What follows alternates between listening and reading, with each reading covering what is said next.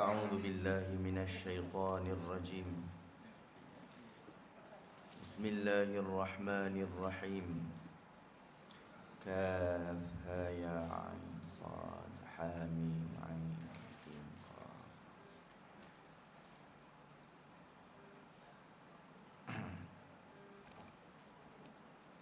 السلام عليكم ورحمة الله وبركاته. الفاتحة. أعوذ بالله من الشيطان الرجيم. بسم الله الرحمن الرحيم. الحمد لله رب العالمين.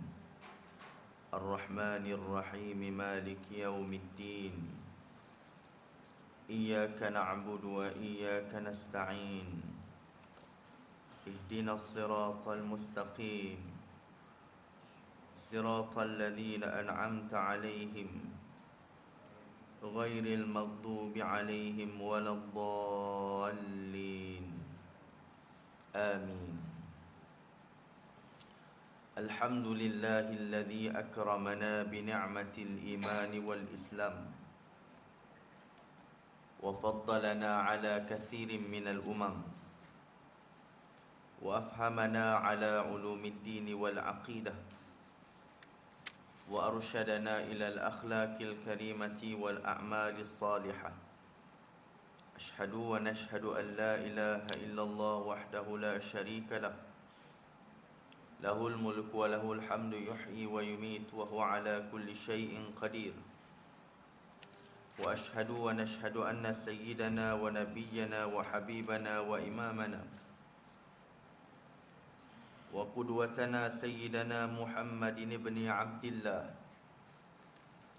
صلى الله عليه وآله وصحبه وبارك وسلم، وعلى آله وأزواجه وأولاده وأصحابه وأحبابه ومن دعا بدعوته واستنى بسنته إلى يوم الدين. أما بعد.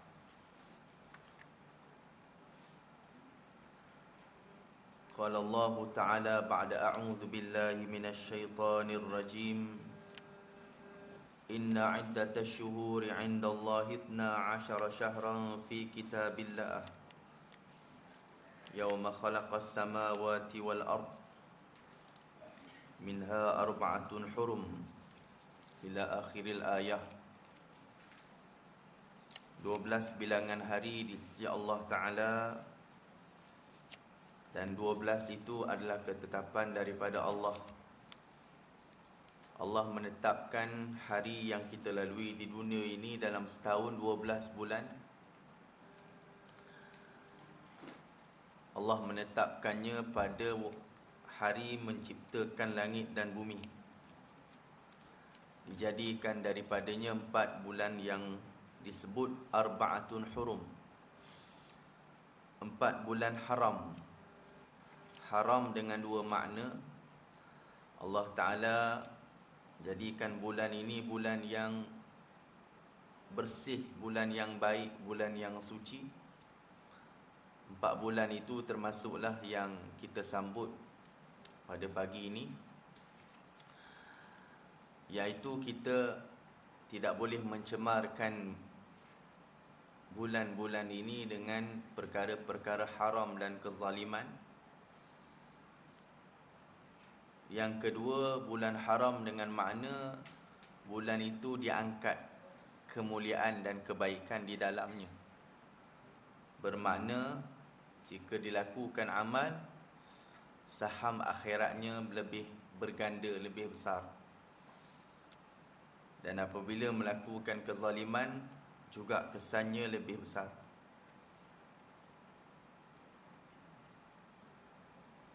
Dan yang kedua, bulan Muharram yang kita sedang sambut pada setiap tahun sebagai permulaan tahun baharu hijrah. Kullu am wa antum bi khair, ucapan yang biasa di kalangan orang Arab. Setiap tahun yang berlalu, mudah-mudahan kalian didoakan dalam kebaikan. Ada di sana dicatat ingatan kepada peristiwa besar hijrahnya Nabi SAW walaupun secara sejarah tarikhnya bukanlah berlaku di bulan Muharram, tetapi itulah peristiwa terbesar yang diangkat setiap kali awal Muharram kita mengingati peristiwa ini. Dan mudah-mudahan ia menjadi kesinambungan daripada ingatan dan muhasabah serta pelajaran di bulan Zulhijjah, bulan pengorbanan, bulan pembersihan, bulan yang mudah-mudahan tumpahnya darah haiwan juga mengangkat segala dosa-dosa kita. Jatuhnya darah haiwan juga menjatuhkan segala ego, riak dan sombong kita. Lalu kita masuk tahun yang baru dengan jiwa yang baru, insya-Allah. Dijadikan bulan Muharram ini sebagai suatu penanda aras bermulanya tahun. Dan itulah ilham daripada Allah dengan hikmah, dengan mengambil nilai bulan Muharram sebagai salah satu bulan yang diberikan kebaikan di dalamnya. InsyaAllah mudah-mudahan kita memulakan tahun baru ini, walaupun kita lebih berasa masuk tahun baru tu Masihi, kan? Dia tak berasa hijrah ni, tapi kita kena bergembira masuknya tahun baru dengan kebaikan insya-Allah. Tetapi dalam masa yang sama bermuhasabah, semakin pendek umur saya, semakin dekat dengan kematian. Nampak macam panjang, tapi semakin dekat dengan kematian. Baik, hanya saya nak cerita beberapa amalan yang mungkinlah kita boleh isi sepanjang bulan ini. Mudah-mudahan kita dapat grab sebanyak mungkin kebaikan di dalamnya.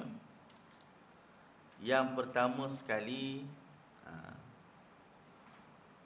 pertamanya adalah kita buat segala amalan tidak ada tujuan lain, bukanlah kerana bulan itu semata-mata.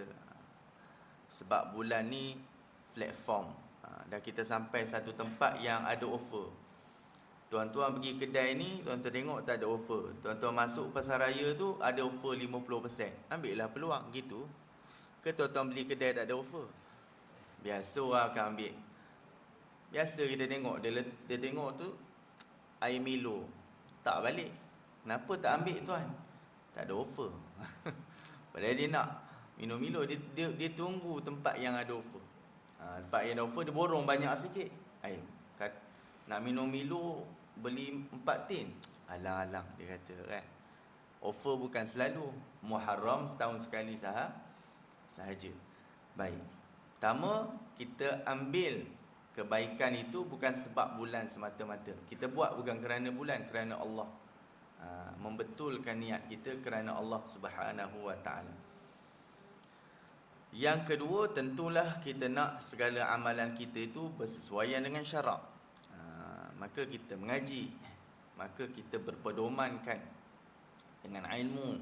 Kita mengambil pedoman daripada para ulama. Mudah-mudahan termasuk di dalam surah Al-Kahfi ayat 10, faman kana yarju liqa'a rabbih falyamal amalan salihan wala yusyrik biibadati rabbih ahada. Siapa yang betul-betul harap pertemuan dengan Allah dan hari akhir,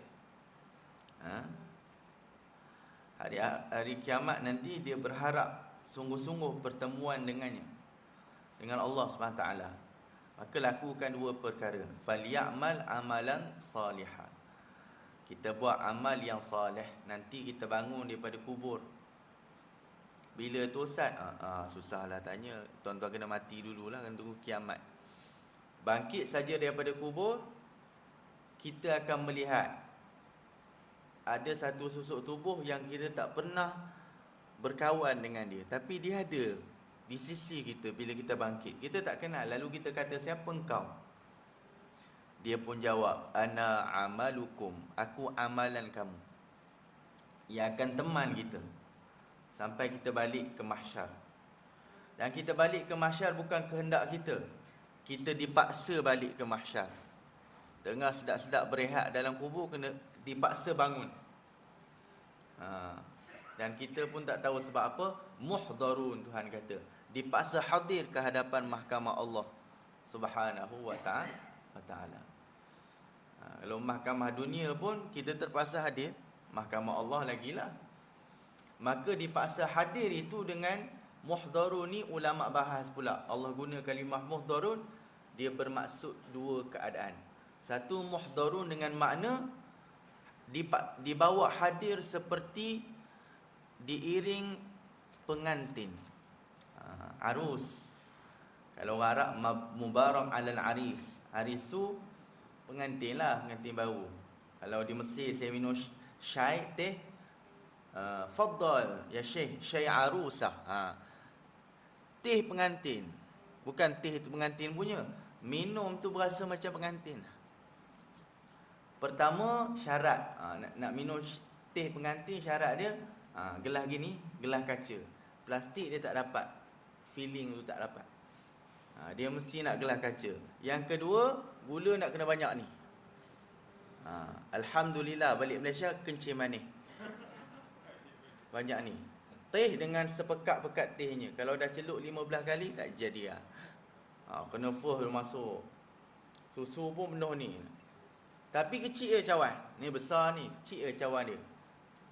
Gula separuh, susu separuh. Minum tu, oh Masya Allah. Kan? Pejam mata lah, sedap sangat. Tapi kesan dia tangguh lah balik Malaysia. Naik lah. Baik, arusah. Diarak seperti pengantin. Tuan-tuan mengalaminya dulu puluhan tahun. Kalau nak rasa kena nikah lagi. Dapatlah rasa. Kalau beranilah. Baik, jadi itu pertama, muhdarun. Dia bawa hadir juga, tapi diiring seperti pengantin. Masya Allah. Balik dengan selamatnya. Yang kedua, muhdarun, diiring seperti penjenayah. Diiring dengan kasar. Dua-dua akan hadir di hadapan Allah Subhanahu wa ta'ala. Dua-duanya akan bertemu. Jahat ke baik akan bertemu Allah Subhanahu wa ta'ala. Baik. Tapi ni Tuhan nak jamin, kalau betul-betul kamu nak bertemu dengan keadaan yang terbaik, kata Allah. Suratul Kahfi ayat last sekali. Falyamal amalan salih. Jadi akan kita lihat bentuknya dalam berdasarkan riwayat. Kalau amal tu baik, dia bercahaya nanti. Susuk tubuh tu bercahaya. Kemudian yang kedua, harum wangi. Dan kemudian yang ketiga, dia sangat elok rupanya, yang kita pun tak tahu gambaran. Dia amal kita, dia akan pimpin. Bermakna di situ pun kita ada dah khabar gembira bila tengok yang bersama dengan kita tu adalah amal yang baik. Tetapi kalau amal yang buruk pun kita akan tajam. Siapa engkau? Ana amalukum. Aku amalmu. Tapi kita tengok hodoh wajahnya, hitam legam, busuk pula, hodoh. Memang menakutkan. Tapi kita tak boleh berpisah dengan dia. Dia akan ikut. Itu amal buruk kita. Sebab tu Allah kata awal-awal, kena buat amal soleh. Yang kedua, wala yusyrik bi ibadati rabbih ahada. Dan jangan sekali-kali syirik dengan Tuhan. Makna syirik di sini juga bermakna bukan syirik murtad tu, iaitu jangan dalam amal kita ada riak, ada sombong, ada ujub, ada takabur.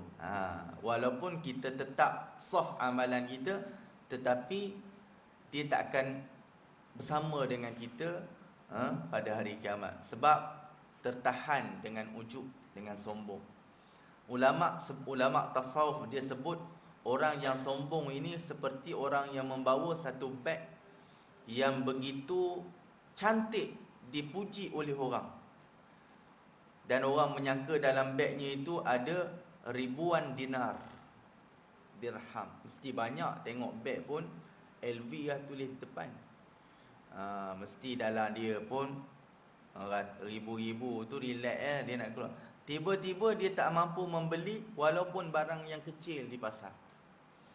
Orang kata bagaimana kamu tak boleh beli walaupun barang, kerana ini hanyalah beg yang kosong. Hanya cantik pada zahir sahaja, seperti banyak ibadah. Tapi balik pada Allah, tak mampu kita guna isinya untuk menempatkan diri kita di dalam syurga Allah. Kerana syurga tu ada harganya. Ni harganya amal yang soleh, dan juga kita menjaga diri kita daripada perbuatan-perbuatan yang tidak elok, yang akan menghalang daripada pahala kita itu sempurna, insya-Allah. Baik. Beberapa amal yang boleh kita tumpukan. Yang pertama sekali adalah puasa sunat. Ni antara amal yang besar menjelangnya Muharram. Berdasarkan offer daripada Nabi, sebaik-baik puasa selepas Ramadan adalah puasa bulan Allah. Syahrullah ni bulan Muharram. Syahrullah. Allah muliakan bulan ni, menamakan bulan itu dengan dihubungkan dengan dia. Begitu juga rumah. Bila dihubungkan dengan Allah, Baitullah, mulia sangat rumah itu. Itulah rumah Allah, itulah masjid. Dan semayang yang paling utama selepas semayang wajib ialah semayang malam, qiyamul lail. Baik, satu. Yang kedua adalah kita menghayati kisah-kisah bagaimana Allah Ta'ala menzahirkan kebenaran. Ini juga satu perkara yang baik, dengan ceramah, menghayati kisah-kisah. Seumpama apa, macam mana Allah selamatkan Nabi Musa dan Bani Israel, dan Allah tenggelamkan Fir'aun. Dan yang ini sesuatu peristiwa yang seumpamanya, dan dia berlaku bulan Muharram, untuk mengingatkan kita bahawa istimewanya bulan ini, bulan Allah Ta'ala nak bagi tahu bahawa Allah meninggikan, mengangkat kebenaran di atas kebatilan. Maka sebab itu Ashura adalah tanda syukur Bani Israel di atas nikmat yang diberikan. Maka kita dituntut lebih bersyukur. Lalu kita puasalah pada hari Ashura. Dan kita boleh memberi makan, it'amut ta'am. Dapatlah bubur kan, sikit seorang. Bukan semata-mata bubur tu, tetapi kita nak dapat pahala sebenarnya puasa sunat, dan supaya tangan kita ada memberi makan pada orang yang berpuasa tadi. Jadi bagilah benda lain sekali. Sebab itu sedekah yang baik ini, kalau nak afdal, dia kena bagi couple. Ulama sebut, kalau tuan-tuan bagi air, tuan-tuan bagi roti, dia macam tu cantik. Jangan satu saja. Baik. Kalau tuan-tuan pergi ke rumah orang, bagi suami, bagi isteri. Ni pakcik, ni sumbangan untuk pakcik, dan juga tidak lupa untuk sumbangan untuk makcik. Lepas tu, mudah-mudahan Allah rahmati. Minta maaf lah dik, makcik kamu ada 4, dia kata. Allahu Akbar. Hebat pakcik nak. Biasalah, nak pahala banyak. Baik, jadi nak bagi tahu buat couple macam tu. Kalau beras, bolehlah satu lagi minyak masak. Simple. Kalau tak mampu benda-benda mahal, benda-benda yang murah pun okey. Yang penting kita gunakan sepanjang Muharram ini, terutama bila tibanya Ashura nanti, kita dapat menghayatinya dengan puasa dan juga it'amut ta'am. Baik. Juga jangan lepaskan peluang bila tiba 13, 14 dan 15 bulan Hijrah ini, bulan Muharram, puasalah dipanggil Ayyamul Bait, hari putih nanti. Juga Isnin dan Khamis. Jadi kalau puasa ni memang dia lebih keutamaannya. Kalau tak mampu buat semua, jangan tinggal semua. Baik.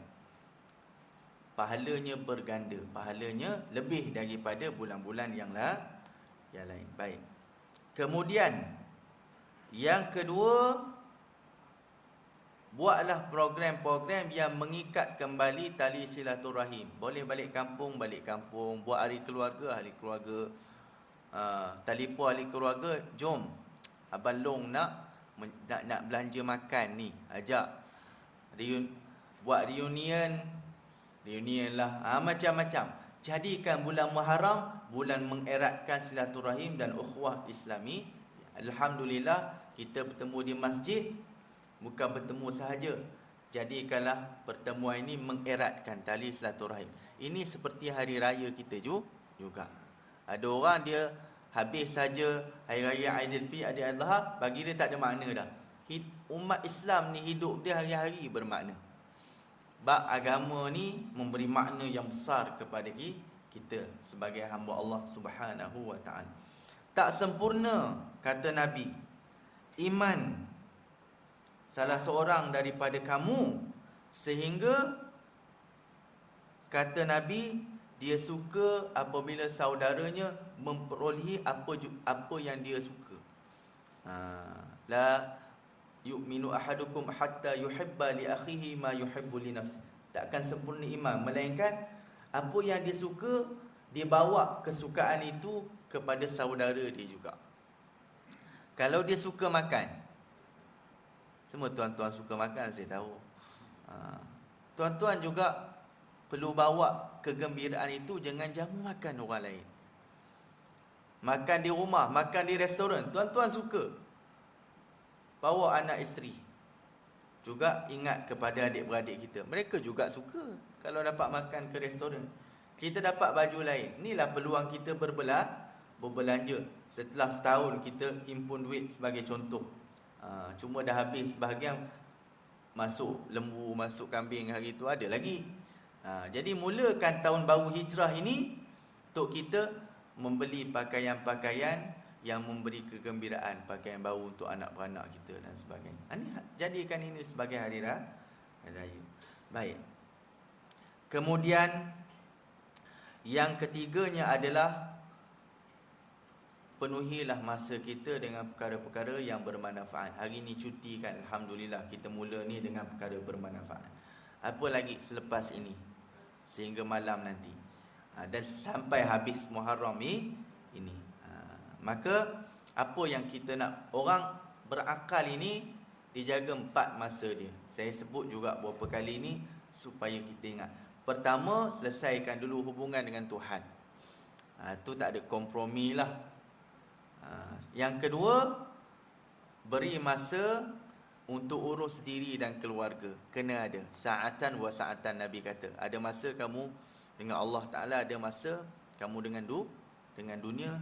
Tetapi pastikan tidak bercanggah dengan kehendak Allah, walaupun benda dunia. Kadang-kadang Tuhan bagi dunia, tetapi Allah nak bagi pahala lebih. Saya ambil contoh. Ada orang dia kata, Ustaz, saya ni tak makan pun tak apa, saya kuat. Tak apalah, Tuhan bagi kamu kuatan. Tapi kamu luput beberapa sunnah Nabi sebab kamu tak makan. Pertama, baca doa makan. Kedua, makan dengan tangan kanan. Ketiga, makan ambil apa yang dekat. Keempat, menjamu makan. Sebab kamu tak makan. Bukan tujuan makan. Makanlah untuk menunaikan sunnah-sunnah Nabi. Itu saja. Saya, Ustaz, saya tak tidur, tak apa. Betul. Tetapi kamu luput sunnah-sunnah Nabi berkaitan tidur. Baca doa tidur. Tidur dengan berzikir pada Allah. Tidur dalam keadaan di lambung kanan, macam-macam. Bangun baca doa, bangun tidur.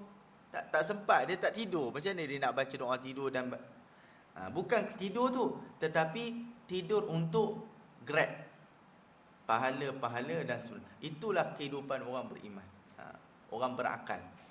Yang ketiga, menziarahi. Ambil peluang cuti kan. Kalau tak mampu ziarah saudara yang jauh, sampai Johor, sampai Perlis, sampai jauh sangat, takut tak cukup masa, esok nak sambung, carilah yang dekat.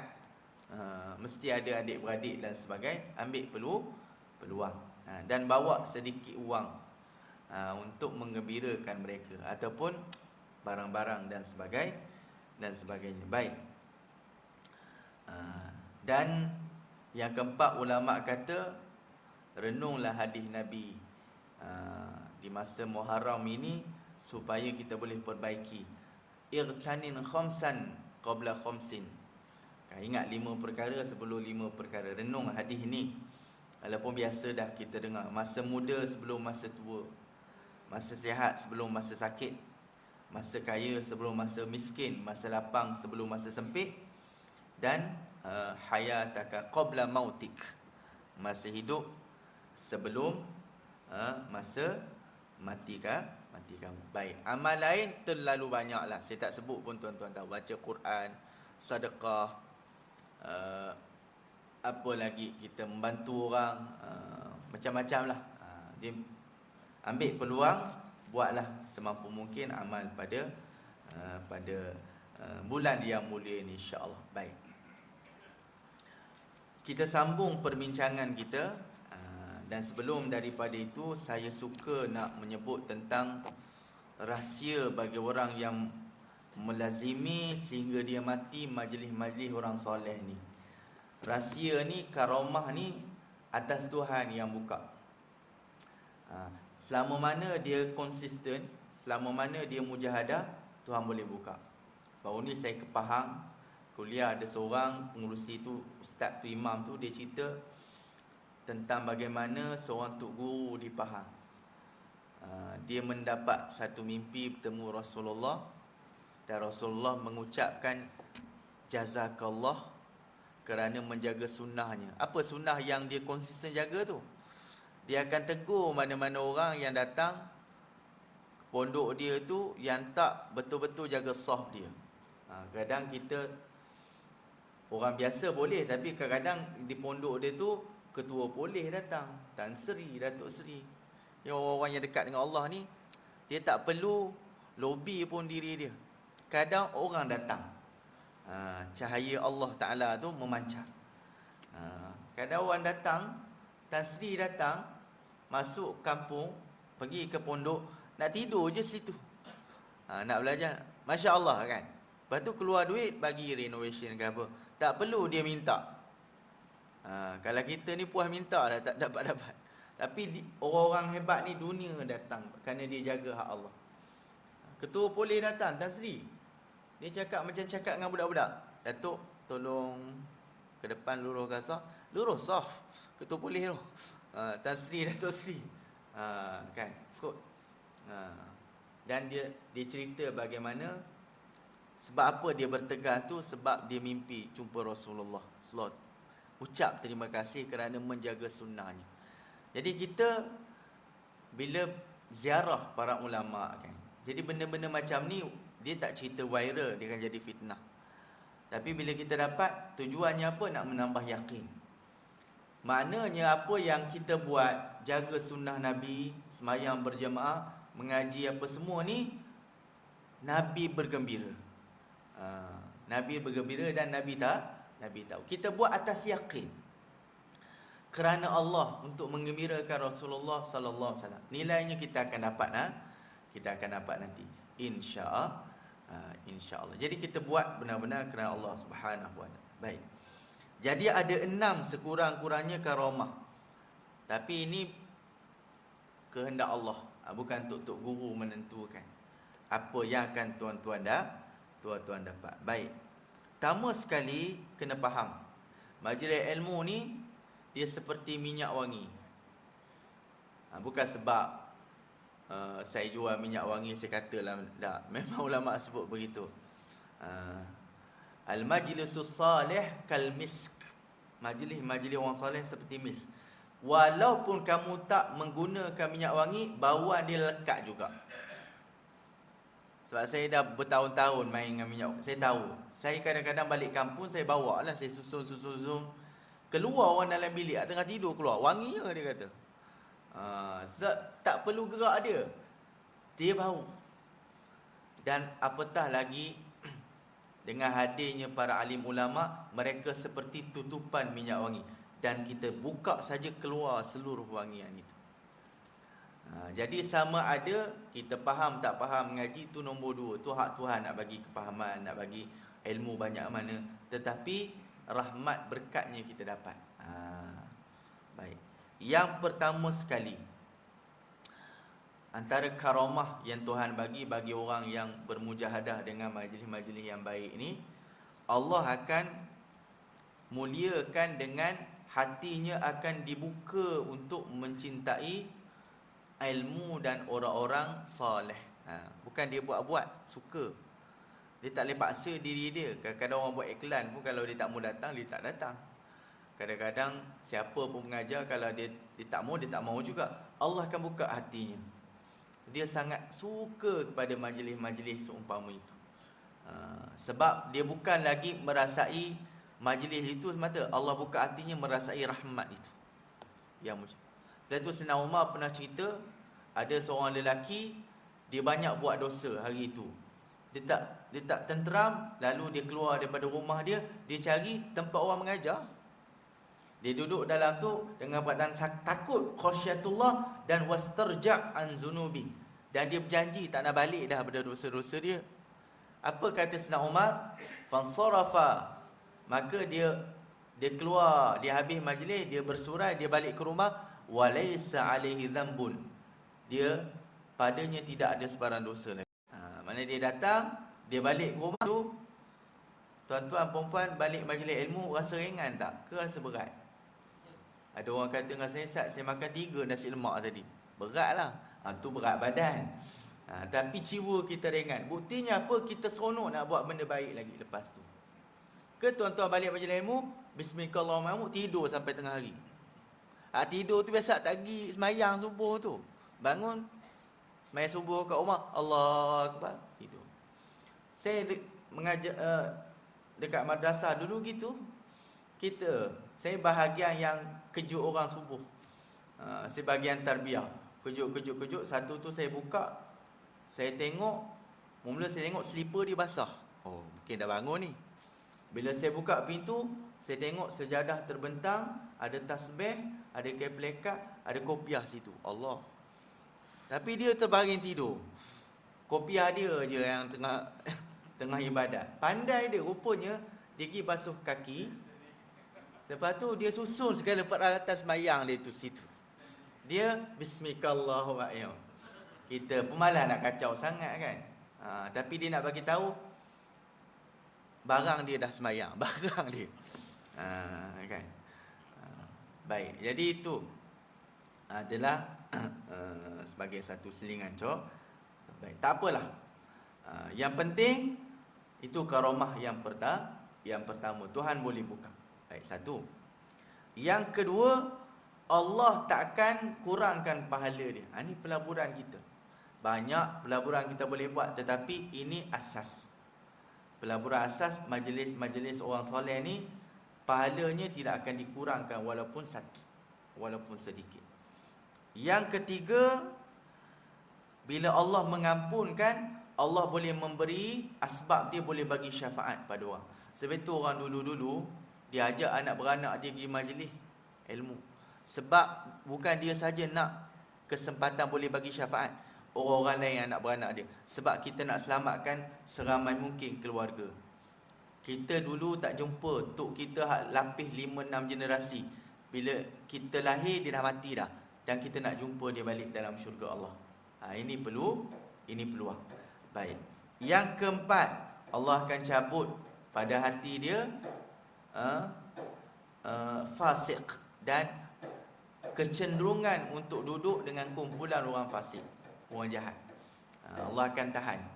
Yang kelima, dia akan dimasukkan di atas jalan muta'allimina wassalihin. Ada cap dia orang mengaji, ada cap dia orang soleh. Walaupun sebenarnya dia tak faham mana pun mengaji, dia dah dapat pahala mengaji, pahala orang soleh. Dan yang keenam, ini anugerah yang besar, dia telah dicap sebagai orang yang menegakkan salah satu hukum Allah. Kalau kita tegakkan satu hukum Allah di bumi kita, tu pun dah lebih baik kata Nabi daripada dapat hujan 30 pagi, 40 pagi. Jadi kita nak dapat title menegakkan hukum Allah tu bukan mudah. Rabbani, Allah kata jadilah kamu Rabbani dengan sebab bima kuntum tu'allimunal kitab, sebab kamu mengajar orang. Wa bima kuntum tadusun, dan dengan sebab kamu belajar. Orang belajar pun boleh jadi Rabbani, Orang mengajar pun boleh jadi Rabbani walaupun nama dia tak ada Rabbani. Sebab sepupu saya ada Rabbani, semua ada Rabbani kan. Tapi yang tak ada Rabbani boleh dapat Rabbani? Boleh. Dengan cara apa? Dia mengajar dan juga belajar. Wallahu a'lam. Baik. Tu qada berapa kali tak jumpa tu. Pertemuan kita sebelum ni kan. Mudah-mudahan Allah rahmati. InsyaAllah kita baca sedikit, ambil berkat kitab kita ni insya-Allah. Qala musannif rahimahullah wa nafa'na Allah alaina bi ulumihi fid daraini amin. Allahumma amin. Allahumma ja'alna minal qaumil ladzina yastami'una al-qaul fayattabi'una ahsana. Allahumma faqihna fid din wa 'allimna wahdina ila siratikal mustaqim waj'alna bi ibadikal mukhlisina walhamdulillah. Sambung mana ya?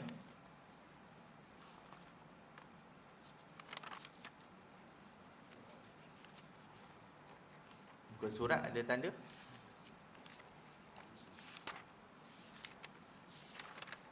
Hilang semua dah muka surat.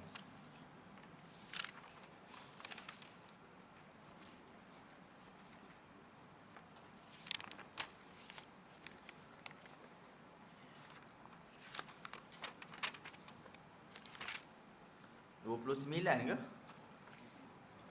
30 atas. Okey, baik. Kita tengok muka surat 30.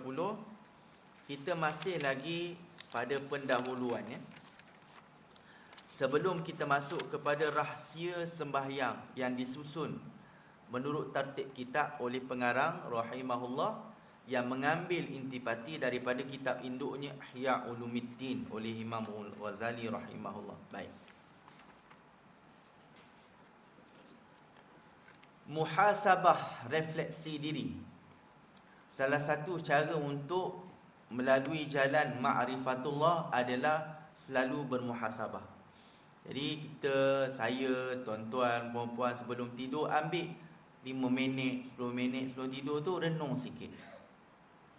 Dan dalam hati pun tak apa kan, renung, muhasabah diri, macam mana daripada sepanjang hari ni, macam mana kehidupan aku, apa aku nak perbaiki diri esok. Jangan tidur terus. Sebab para sahabat memang mereka kelihatan kadang-kadang sampai fajar tidak balik. Mereka banyak di masjid zaman itulah, iktikaf, menangis, muhasabah. Sehingga Sayyidina Umar di tepi sebelahnya pedang, sebelahnya cemeti. Bila ditanya apa guna cemeti, cemeti itu bahan muhasabah dia. Bila lepas isyak, waktu muhasabah ni tengah-tengah malam tu, dia ambil cemeti, dia akan pukul kaki dia. Wahai kaki, ke mana kamu hari ni? Apa yang kamu lakukan?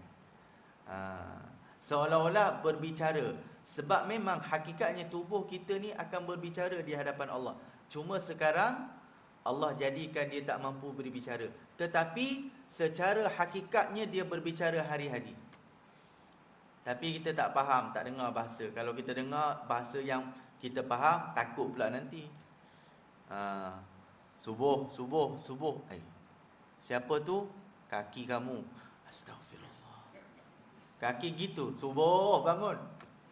Tetapi kata ulama, hari-hari dia akan kata, wahai jiwa, gunakan kami ke jalan yang diredai. Dia sebut tu, kita tak faham bahasa tu. Jika kamu tak lakukan, kami berlepas diri. Hari kiamat nanti dia tak akan menjadi saksi untuk. Dia akan berlepas diri. Sebab dia dah nasihat hari-hari. Macam apa yang akan menyebabkan kita akan faham isyarat itu adalah iman. Iman kita memahaminya, lalu Allah menggerakkan hati kita ni yang berupa raja. Bila raja memang tubuh akan ikut. Tetapi tubuh tu redha ke tak redha? Kadang-kadang tubuh letih tuan-tuan. Tapi pasal diri tu nak shopping lagi. Letak gitu dah duduk atas kursi. Tapi hati tu nak lagi kan. Jalanlah, kaki tak larat dah. Kaki tu ikut je, tapi hati nak. Dia nak naik lagi tingkat satu, beli barang apa semua, lepas satu tempat. Hebatnya jiwa, dia raja. Jadi Allah akan pimpin jiwa kita Di sinilah kita. Amal itulah kita buat. Bila baik itu bermakna kita telah memahami bicara daripada tubuh kita. Baik. Secara harian, muhasabah harian, hari-hari setiap malam sebelum tidur. Sebab tidur ni dia mati sementara, tapi kita bimbang. Sebab itu elok kita muhasabah sebelum tidur. Bimbang-bimbang kita buka mata dah di alam barzah dah. Kita pun tak tahu. Mana takut mati tu matilah, mati betul. Tapi kalau kita bangun, ucaplah alhamdulillah Allah bagi hidup untuk kita terus beramal. Dan muraqabah, muhasabah ada, muraqabah ada, muaqabah ada. Muaqabah ni iqab. Mana tuan-tuan contoh tak semayang jemaah lambat, tuan-tuan pergi sedekah kat tabung masjid sebagai iqab. Dan memang orang dulu-dulu menjadikan platform itu untuk dekat dengan Allah. Ada di antara mereka hebat, hanya cakap tu tersilap sikit, puasa setahun. Allah, kita tak mampu begitu. Kita buat zakat yang mampu. Contoh kita ada buat silap, iqab diri kita, gilah cuci masjid ke, pergi cuci tandai ke, atau kita buat benda-benda yang tak masyhur, jijik orang tengok, tapi tujuannya kita nak bersihkan bersih. Bila kita sental kotoran, bayangkan mudah-mudahan kita menyental kotoran dalam hati kita. Sental kuat sikit. Orang kata marah ke tuan? Kuat cental tu kan, saya nak menyental kotoran hati saya. Allah, dia daripada nak pergi shopping, pergi masjid dengar ucapan kita tu. Kan, pasal apa? Pasal kadang-kadang ucapan berhikmah ini akan masuk ke dalam hati yang bersih. Sebab itu bukan semata-mata kita hebat cakap, tak. Bila hati kita bersih, yang bersih dia akan masuk ke tempat yang baik, yang baik juga. Kan Syekh Abdul Qadir Jailani, kadang kalau kita baca biografi dia bila dia berceramah, dia cakap tu simple je, tapi orang sampai menangis, sampai pingsan. Kadang-kadang habis majlis Syekh Abdul Qadir Jailani, dilihat 7 hingga 8 jenazah diusung, sampai mati orang. Menghayati ucapan itu, Allah, gak-gak tak bangun dah. Kita Allah, bismillahirrahmanirrahim, ya wa, tertidur tengah syarah. Kan tengah syarah, habis dah ustaz, saya tertidur, minta maaf, sepanjang kuliah ustaz gelap pandangan saya. Baik. Sehinggalah satu hari Syekh Abdul Qadir Jailani dia sepentas dengan anak dia. Jadi anak dia ni orang alim.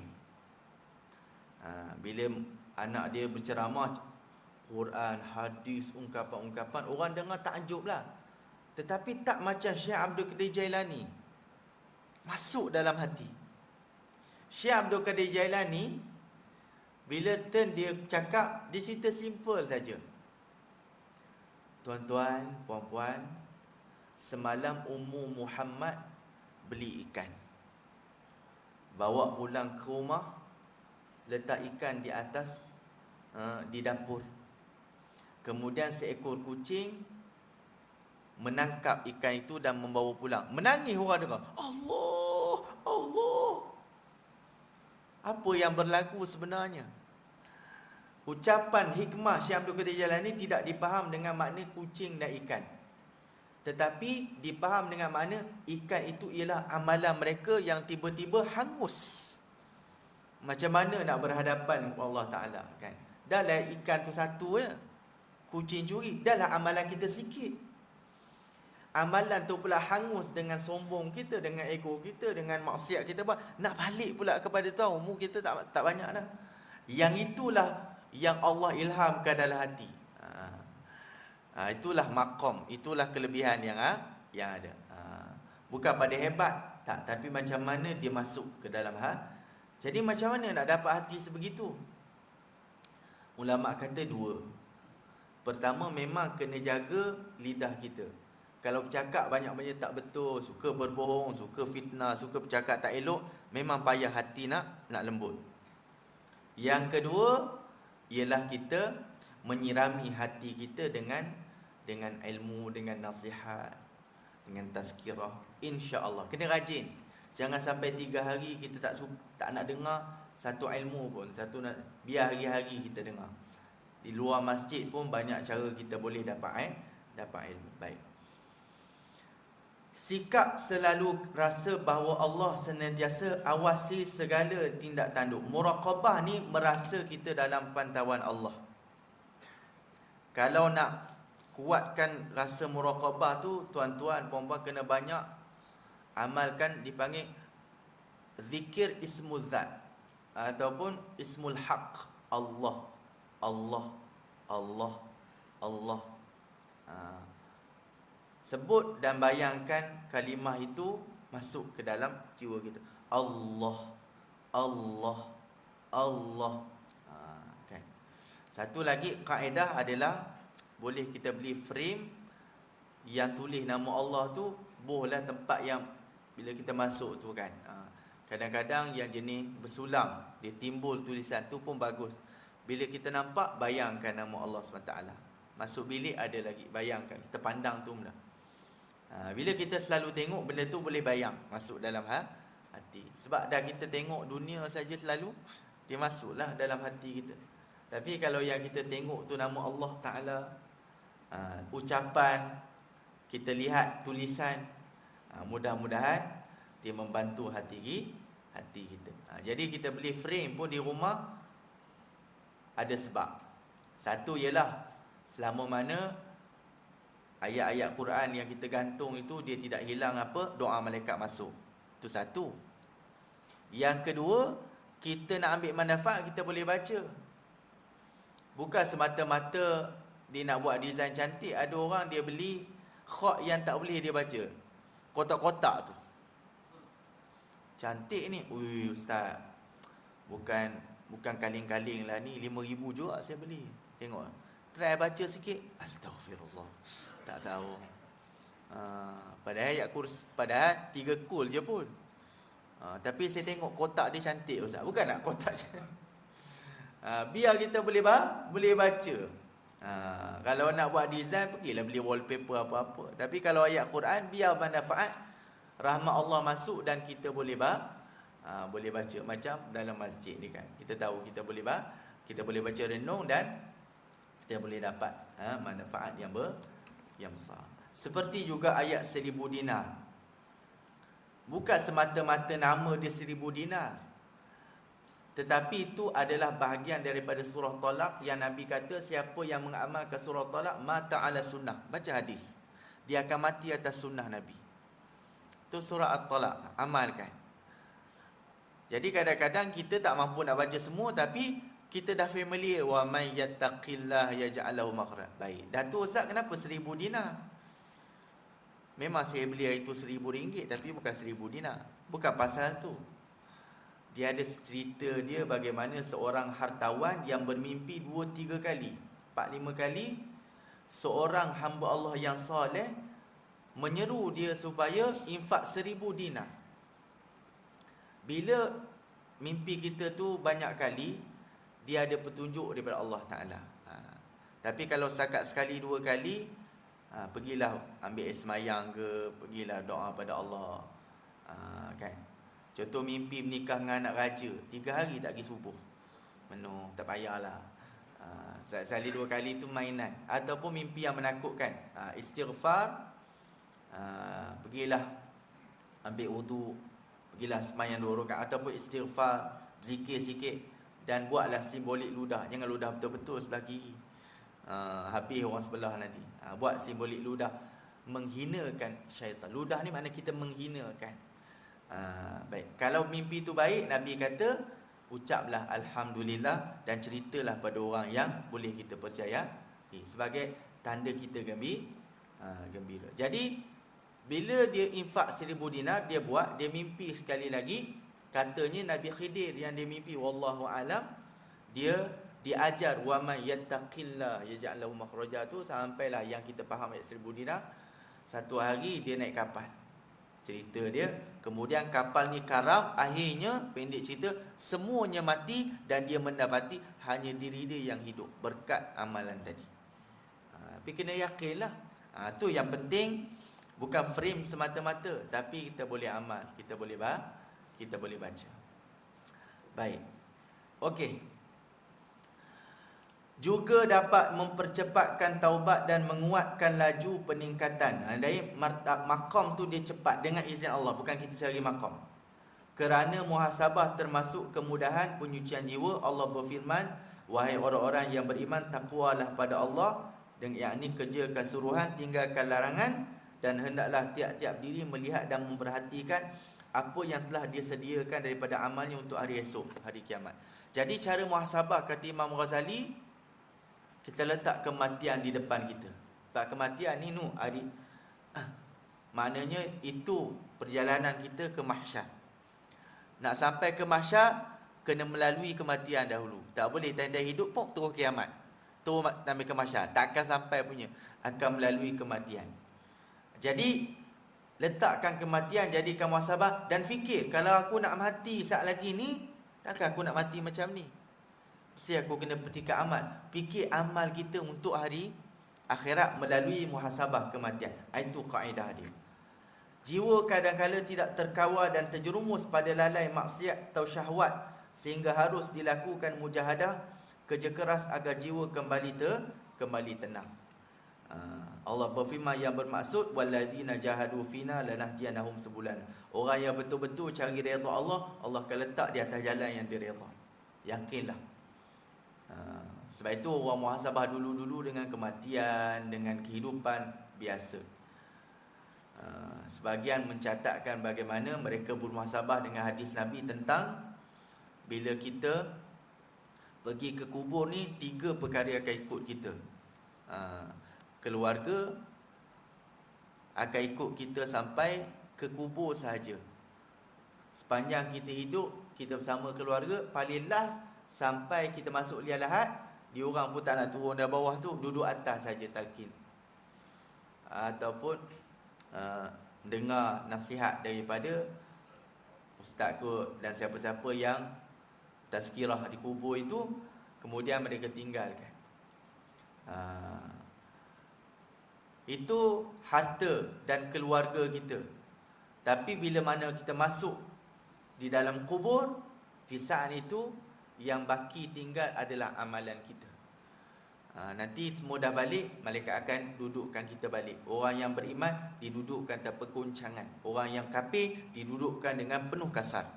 Ditanya-tanya, amal kita jawab. Akhirnya bila kita boleh jawab, malaikat akan luaskan kubur kita dengan izin Allah. Jauh mana tuan-tuan perempuan? 40 hasta hingga 70 hasta. Sepanjang kita memandang jauhnya kubur kita, luasnya itu, walaupun tadi sempit luasnya kubur kita, sepanjang itu penuh dengan tumbuh-tumbuhan.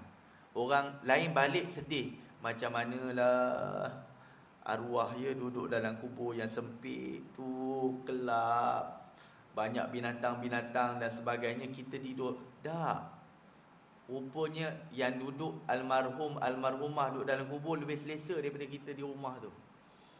Luas, dikelilingi oleh kebaikan-kebaikan, Masya Allah. Sehinggalah kiamat. Baik. Dan begitu mujahadah termasuk penyucian jiwa. Jiwa tidak dapat merasapi erti baik kebaikan kecuali dengan memerintahkannya untuk melakukan kebaikan. Kita tak boleh rasa halawah nikmat baik tu, soleh tu, sehingga tuan-tuan kena mujahadah, ajak diri kita ni buat baik. Kadang-kadang buat baik ni memang kena latih, kena paksa sikit. Kalau tak, dia akan terbuai-buai dengan dunia, dengan kemalasan, dengan nikmat dan sebagainya. Jiwa juga tidak mampu untuk menjauhkan dirinya daripada jahat kecuali dengan melarangnya melakukan kejahatan. Tak boleh juga, jiwa kita tak kuat. Kalau kita layan, dia akan buat. Dia akan buat jahat. Jangan layan. Kena mujahadah. Tahan diri kita daripada kita buat kejahatan-kejahatan tersebut. Baik. Oleh sebab itu amar ma'ruf nahi munkar, perintah untuk melakukan kebaikan dan amar ma'ruf untuk buat baik, nahi munkar, larang melakukan kejahatan, termasuk kemudahan penyucian jiwa. Orang yang tidak memerintahkan kebaikan dan tidak melarang daripada kemungkaran berhak dilaknat oleh Allah. Kotoran jiwa manakah yang lebih besar daripada laknat Allah? Baik, itu orang dulu-dulu dia banyak muhasabah diri. Dan juga kalau orang sangka baik, dia akan balas sangka baik itu dengan buat sesuatu pengorbanan. Contoh di zaman-zaman dahulu, macam Imam Ghazali cerita, ada di kalangan mereka salafus salih yang bila mana dipuji, anak-anak kamu tidak akan terhina kan. Tengok macam, sebab dia ni orang beramal, orang baik, orang jaga agama, dan kamu akan hidup dan mati dalam kebaikan. Dia dengar macam tu, dia keluarkan tidak kurang 100,000 dirham daripada simpanan dia. Kerana apa? Kerana dia tidak hanya menerima pujian itu untuk dia bangga. Dia bukan begitu. Tetapi itu adalah sangka baik yang mudah-mudahan akan benar-benar berlaku untuk dia pada hari kiamat. Jadi dia menghayati sangka baik itu, doa itu, dengan melakukan pengorbanan yang besar. Macam tu kita juga kan. Orang puji bukan untuk kita, tetapi untuk memberi kekuatan kepada kita untuk terus melakukan amal-amal yang besar. Baik. Maka sebab itu Allah berfirman, orang-orang kafir Yahudi daripada Bani Israel telah dilaknat dalam kitab Zabur dan Injil melalui Nabi Daud dan Nabi Isa ibn Maryam. Betul. Yang demikian itu disebabkan mereka menderhaka dan selalu menceroboh. Ingat, kenapa dilaknat? Derhaka kita. Kenapa dilaknat? Suka menceroboh hak orang-orang yang beriman. Kenapa dilaknat? Apa yang perbuatan zalim, macam kaum musyrikin Mekah, termasuk orang yang sangat zalim. Kerana apa? Melarang orang daripada melakukan ibadah dalam masjid. Mereka halangkan Nabi pergi umrah di perjanjian Hudaybiyah masuk. Dan mereka walaupun tak runtuhkan Kaabah, perbuatan menghalang orang untuk memakmurkan rumah Allah, ataupun menghalang, menakut-nakutkan orang daripada kebaikan, kebenaran, termasuk wasa'a fi kharabiha, termasuk orang yang perangai orang yang merobohkan rumah Allah. Dia tak robohkan rumah Allah, kaum musyrikin. Kaabah tu ada, tetapi sebab dia halang dakwah Nabi, dihalang umat Islam, dikira merobohkan masjid. Macam bahasa kita lah, kalau orang menyebabkan orang bercerai, dikata merobohkan masjid yang ni. Bukan maksudnya dia berkahwin, dia bina masjid sebiji, tak. Syiar Allah itu, seperti membina rumah Allah, pahala ganjaran dia. Tapi kalau dia menyebabkan orang bercerai, dia walaupun tak runtuhkan masjid, tapi dia seperti meruntuhkan, mana meruntuhkan agama tu maknanya. Antara meruntuhkan perkara yang besar dalam agama Allah Subhanahu wa ta'ala. Baik, last. Kaitkanlah kedua-dua firman Allah berikut yang bermaksud, sesungguhnya beruntunglah orang-orang qad aflaha man zakkaha, kan. Allah berfirman yang bermaksud, dan hendaklah di antara kamu ada satu puak yang menyeru berdakwah pada kebaikan, kebajikan, yakni usaha untuk mengembangkan Islam. Itu kebajikan. Macam tuan-tuan bantu usaha dakwah di masjid, di surau. Ni dipanggil orang yang yad'una ilal khair. Allah nak ada golongan macam tu. Tetapi macam mana Islam dia berkembang? Kena ada amar ma'ruf dan nahi munkar. Dan mereka ini orang-orang yang berjaya. Perhatilah kata-kata muflihun, orang yang beruntung. Nescaya anda mengetahui bahawa amar ma'ruf dan nahi munkar itu, dan berdakwah kepada kebajikan itu, usaha mengembangkan Islam itu, adalah kemudahan untuk menyucikan hati. Maka kesimpulannya, tuan-tuan dan puan-puan, bila kita buat usaha untuk jaga agama, kembangkan Islam, amar ma'ruf nahi munkar, apa ulama kata? Allah akan teguhkan nur akal kita. Satu lagi cara nur akal kita tajam adalah kita ambil tahu tentang perihal umat Islam, kan.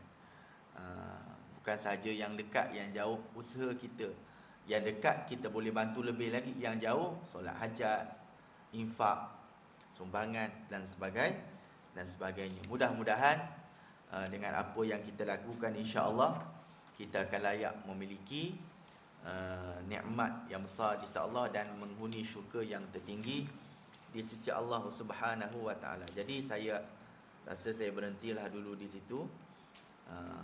Sebab tengok muka tuan-tuan pun nampak jamuk dapat nak makan dah tu. Samalah kita pun kan. Dia ada limit kita ni, insya-Allah. Mudah-mudahan Allah Taala rahmati kita. Dan akhir sekali saya nak ijazahkan satu amalan pada juga yang mendengar melalui live dan juga mungkin yang menonton rakaman dan juga khususnya yang hadir. Ya, ini amalan yang beberapa orang bertanya saya tentang kehilangan barang-barang. Amalan untuk mengembalikan barang yang hilang. Baru-baru ni ada orang mengadu bini dia hilang. Apa hari dah Ustaz bini saya hilang tak tahulah. Saya kata pada dia, tuan, nikahlah lagi seorang. Senyum dia. Astaghfirullah, dia kata kan. Astaghfirullah tu pun sambil senyum, maknanya ada rasa lah. Baik, tak apalah. Ada, lepas saya bagi ijazah ni satu masjid, ada seorang ibu tu dia kata, terima kasih Ustaz, gelang emas saya baru hilang sebulan. Saya sayang Ustaz besar, dia kata. Cangkuk dia tang ni mana, kunci dia banyak pun boleh hilang kan. Kuasa Allah, qadarallahu ma syaa. Sedangkan dia pergi balik rumah ke masjid, balik rumah ke masjid. Tapi bila Allah uji orang beriman ni, bukan kerana Allah nak zalim kita, tak. Allah nak angkat martabat kita, kena sangka baik-baik. Kebetulan pula yang terdekat baru ni, kad pengenalan saya hilang beberapa hari. Jadi kita bertawakal. Nabi ajar pertama bertakwa pada Allah. Yang kedua sabar. Yang ketiga amalan tu. Tuan-tuan boleh baca amalan yang saya ajar ni.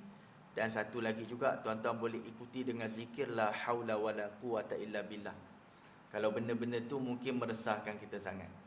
Jadi kad pengenalan ni pun meresahkan saya juga, walaupun boleh ganti itu semua tu susah kan. Jadi alhamdulillah, dengan izin Allah setelah 4-5 hari begitu, isteri saya jumpa di tempat yang memang saya lalu beberapa kali dah situ cari. Ada pula di situ kuasa Allah. Ni kuasa Allah. Bukan tuan-tuan pergi buat hilang motor, suruh dia datang balik. Bukan macam tu. Jadi kalau ada benda yang hilang, lama ke sekejap ke, yakin usaha. Kalau tak ada juga, yakinlah Allah nak ganti dengan yang lebih baik. Okey, baik.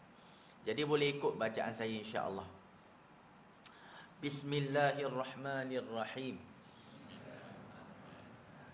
Allahumma ya jami'an nas liyaumin la raiba fih, liyaumin la raiba fih, ijma' alayya dhallati. Sekali lagi ya.